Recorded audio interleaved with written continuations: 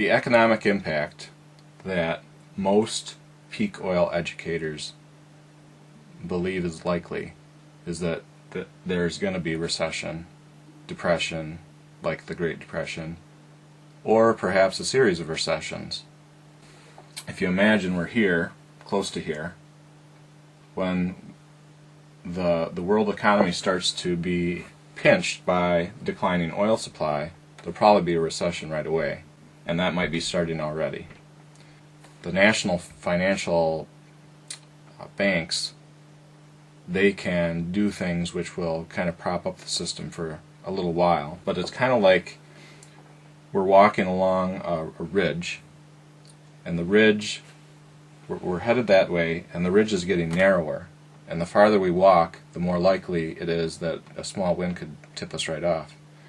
And so, the way I see it, the ridge is going to continue getting narrower until we do tip off, because it's just too narrow to walk on. I mean, it'll get as thin as a rope and then as thin as a razor, and there's just, the recession has to come one way or another, because the banks are unable to control the inflation rate or the spending rate or whatever. So, like if you were to listen to Colin Campbell's talk, and he's the one that is really, he was an oil geologist for Shell and a consultant, and he's started an organization called the Association for the Study of Peak Oil and Gas, and he would say that it's probably going to be a series of recessions, and each recession will be worse than the previous recession, but it will feel like we get out of the recession because maybe there'll be a major decrease in demand for oil during the recession, and that decrease might be more rapid than the decrease in supply, which will bring the prices down.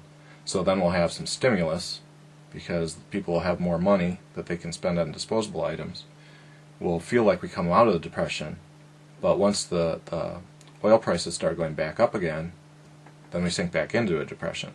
So this entire slope here could be a long series of recession after recession, just all the way out for 50 years or more. Or it could be that we have a global depression like we had back in the early part of the 19th century or the 20th century. And there's no reason to believe that might not happen. It's not like our global financial system has somehow got immunity for having a global depression on that scale. Not that I've heard of anyway.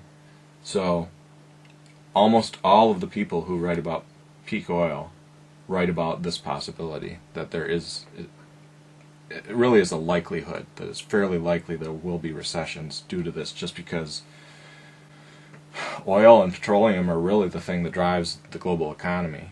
And if you have a reduced amount of oil or petroleum, you have a reduced global economy. And when investors see that there's less available spending capital, less people wanting to buy new homes, less people wanting to buy new cars, less people wanting to go shopping, then they're going to stop investing in things. They're going to stop borrowing money from banks.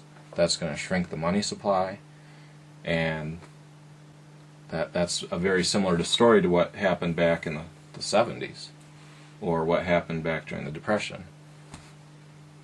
So yeah, it's definitely, I mean, this is the common understanding that it is going to affect the economy, and it already is affecting the economy.